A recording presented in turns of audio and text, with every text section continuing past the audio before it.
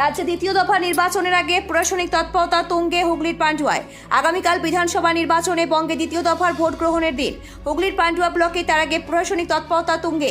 আজ মঙ্গলবার বিকেল 5টা নাগাদ সূত্রের খবর, এদিন পান্ডুয়ার দাইপুকুর সংলগ্ন নিয়ন্ত্রিত কৃষি বাজারে ডিসিআরসি কেন্দ্র সমস্ত ভোটকর্মীরা গিয়ে উপস্থিত হয়। সেখান থেকে ইভিএম মেশিন সহ ভোট গ্রহণের কাজে ব্যবহৃত অন্যান্য সামগ্রী নিয়ে নিজে দায়িত্ব বুঝে নিজে ভোট গ্রহণের কেন্দ্রের পথে রওনা দেয় সমস্ত ভোটকর্মীরা।